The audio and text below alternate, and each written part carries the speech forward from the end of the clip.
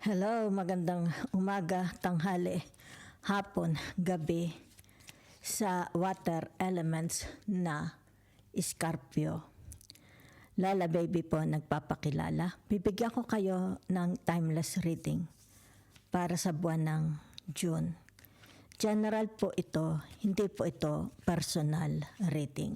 Kung makaresonate po kayo, salamat po ng marami.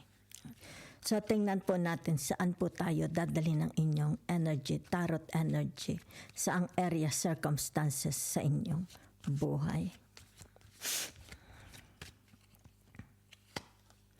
Kung bago po kayo sa aking channel at hindi pa po kayo nakaka-subscribe, isa lang pong subscribe, likes, and share. Salamat po ng marami.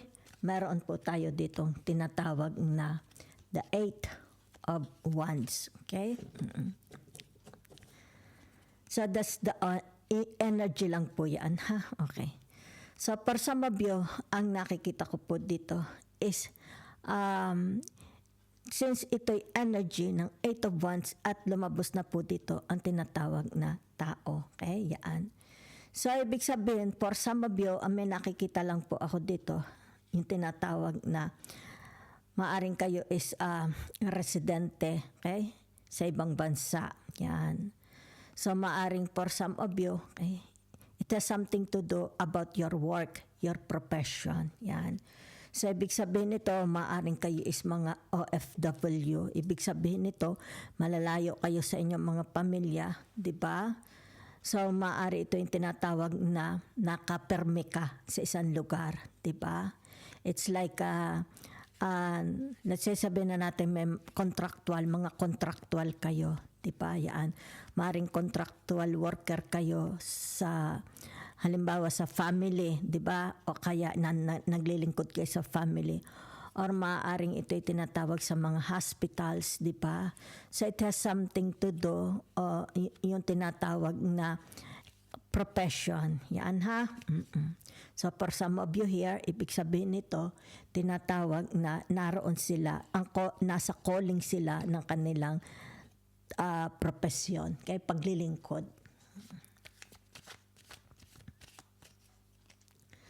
So, yan. Ibig sabihin nito, narito yung tinatawag na the Knights of Swords. Yan ha?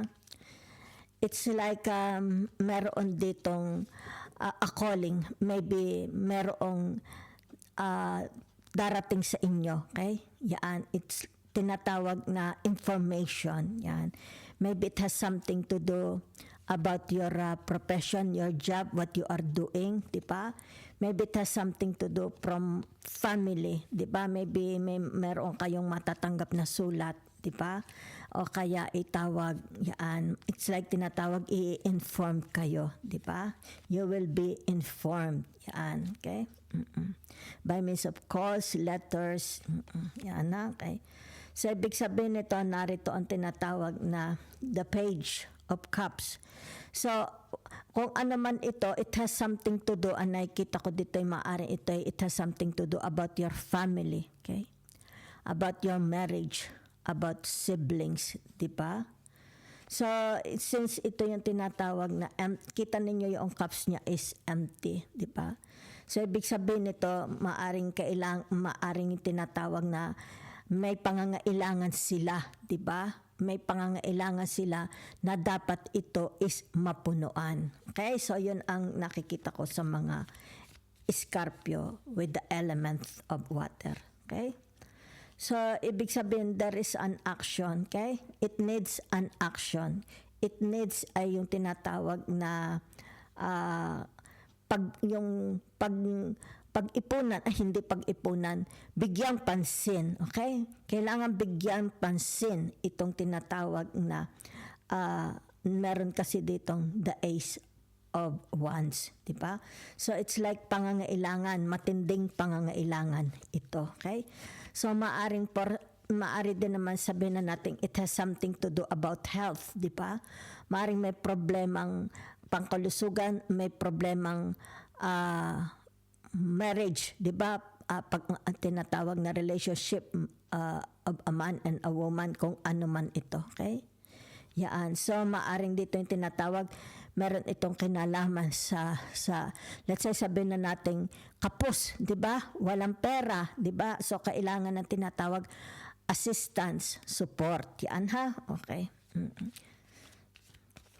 So, for some of you naman here, okay, kung ito lang naman tinatawag na the eight of wands and the hangman, okay, it's more about tinatawag na wealth, okay, success, abundance, di ba?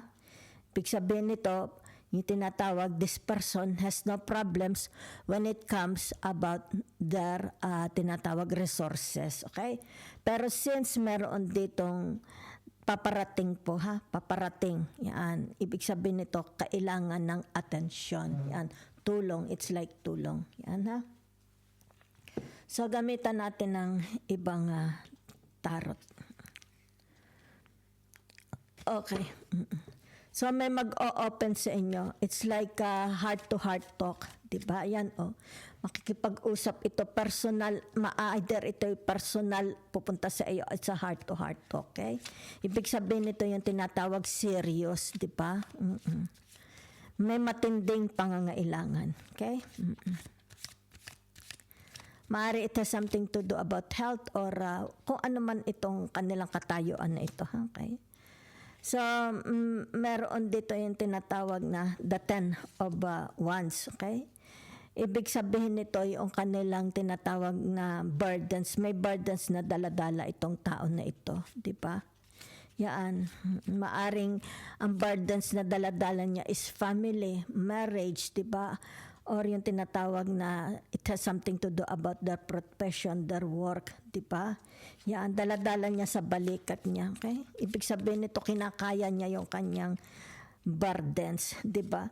So, meron ditong tinatawag the 7 of cups. Yan, it's like tinatawag, daladala mo ang burdens. Kung sino man itong mga nakadepende sa inyo, okay? Pwede ito yung tinatawag marriage, di ba? Maaring asawa mo, mga anak mo, family mo, di ba? Maaring kapatid mo rin, may burdens ka sa mga kapatid mo, di ba? Maari din ito yung tinatawag sa pinagtatrabahuhan ninyo. Burdens, malaki ang iyong responsibilities. Malaki ang iyong tinatawag duty, yung nakaatang sa iyong trabaho, di ba?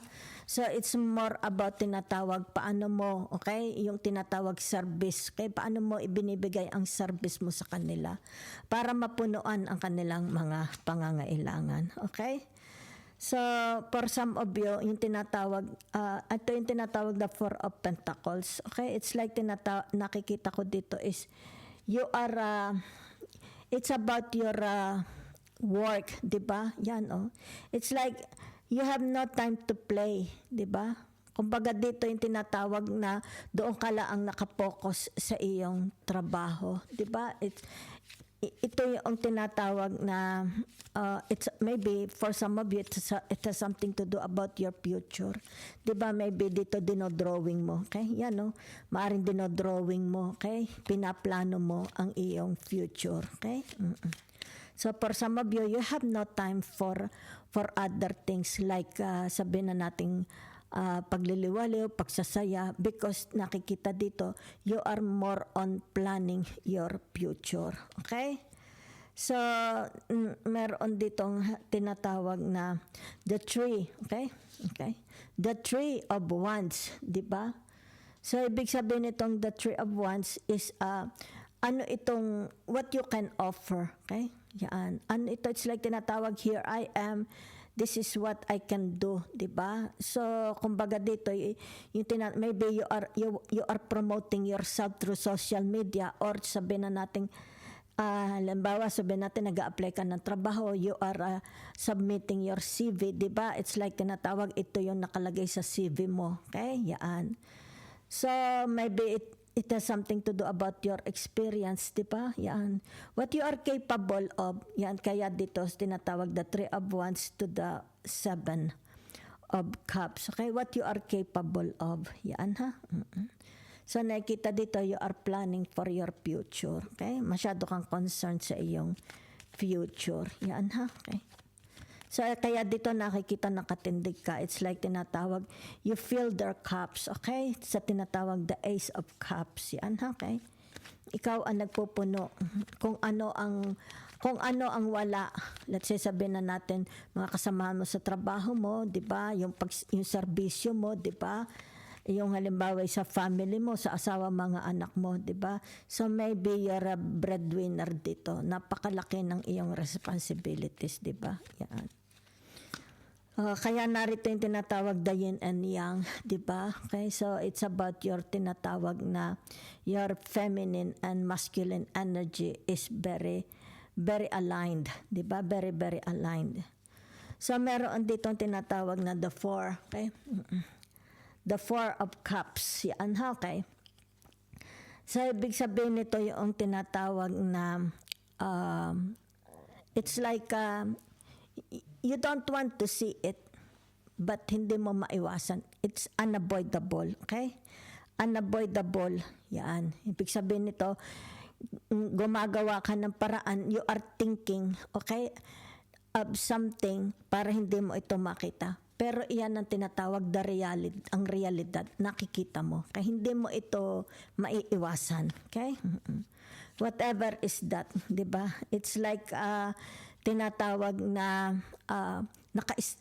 it's more about, there is no escape, di ba? It's like, halubilo mo ito. Yan ha? Wala kang magagawa. Yan. So, ayan, ibig sabihin nito, let's say sabihin na natin a problem with others, 'di ba? Let's say sabihin na natin sa mga tao kung saan man ito, 'di ba? Yan kasi dito, it's like tinatawag na it's like hindi mo masugpo. Okay? You have no way to solve this, 'di ba? It's like tinatawag, it's too much, okay? Yan, so yun ang nakikita ko. Yan. That is why nakikita dito, for some of you, it's like escaping, di ba? Escaping. Anong escaping ang ginagawa mo? Let's say, sabihin na natin, you are ignoring it, di ba? Maybe, tinatawag, dinadivert mo ang attention mo sa ibang okay? It's like para lang hindi mo makita ito, para lang hindi mo ito maisip. Okay, it's too much.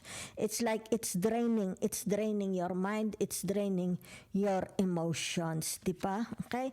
So it's like nakikita ko you are dealing with so many people, okay? Maari ito sa trabaho, family, marriage, di ba? Maaring friends, okay? Networking, yan. So ibig sabihin nito yung tinatawag na you need it's like tinatawag na an outlet, di ba? Okay? You want an outlet. Yan. Gusto mong umalwan ang iyong pag-iisip. Yan. Di ba? Okay? So, sandali lang dahil narito ang tinatawag na the Queen of Swords. It's about your responsibilities, di ba? So for some of you, you are planning, it's like tinatawag, escape, di ba? It's like para lang makalimutan mo, para lang hindi mo ito makita, di ba? It's like tinatawag, I wanna go for, let's say sabihin natin, alis muna ako, di ba? Punta muna ako halimbawa, sabihin na natin sa ibang lugar, di ba? Para makapag-relax ka, di ba? So for some of you, it's more about, nakikita ko dito your responsibilities, okay? Responsibilities bestowed to you, kaya yung tinatawag na ibinigay sa iyo, okay? So nakikita dito napakalaki ng iyong responsibilities na daladala sa buhay mo. Especially nakikita dito na nakatali, okay? You cannot do anything. It's like you are powerless, di ba? You are powerless. Nakatali ka eh. Yan ha. So yun lang po ang nakikita ko for some of you. So ibig sabihin nito, if it is only these two cards, ibig sabihin niya yung tinatawag for some of you, you are planning to, sabihin na natin, travel plan. There is a travel plan, okay? Maybe by air, by ship, by land, okay, autos, o kaya buses or train, or by by ano yung tinatawag C. Okay, yan. So there is an action, it needs an action. There is an action po, ha? Whatever is this. Dahil nakikita naman dito, very, very positive. It's all about your tinatawag na broad-minded. Masyado kayong broad-minded, di ba? Yan. Well, it's like tinatawag na you are, dito nakikita your preparedness, di ba? Okay? To help others, di ba? Yan. It's like that is your calling. You have a calling, di ba? It's like tinatawag na maybe this is your tinatawag na tadhana. Yan, ha? So nakikita dito, okay, it's about your firmness, di ba? It's about your readiness, di ba? Yan. So for some of you, gusto niyo yung tinatawag changes, a transformation, di ba? So nakikita dito, for some of you, you have power, okay? Yan. Ibig sabihin nito, you have power, okay? To dito sa tinatawag na the Three of Wands, okay? To change others people's lives, di ba? You have the power. It's like tinatawag, you have command, okay? Yan, you have command. So maganda ito, ha? Okay? So what you give to others, ibig sabihin nito is 10 times or maraming beses babalik sa inyo. Okay? So for some of you, ibig sabihin nito, it's about a success. Nakikita ko, you have success in your career. Okay? You have success in your marriage. So there is an action. Okay? Ibig sabihin nito, an action to paghahandaan. Okay? Meron ditong paghahandaan. Yan. There is a movement. Yan, ha? So, ibig sabihin nito, for some of you, it's like tinatawag na you are taking back your power. It's more about planning for your future. Diba? So, whatever is this, yung tinatawag na ayaw mo nitong tinatawag na the Nine of Swords. Diba? It's like tinatawag na ayaw mo ng relasyon, okay, na full of negativity sapagkat nakakapagpabigat ito sa iyong buhay. Okay, bumibigat ang iyong buhay. Kaya dito, ibig sabihin nito, releasing. It needs an action, a releasing. Diba? So, for some of you is very, very intuitive. Yan, ha? Okay. So, yan lang po ang nakikita ko for you, ha? So, for some of you, whatever is this, tinatawag na kailangan ito is matanggal na sa system. Okay?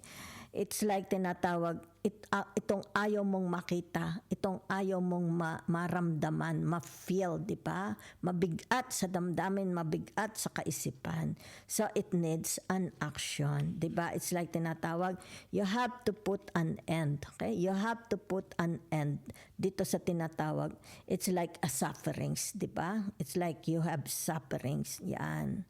So, thank you very much. Whatever is this, meron pong paparating, okay? It needs an action. It's like, ito'y sabihin na nating magandang balita, di ba?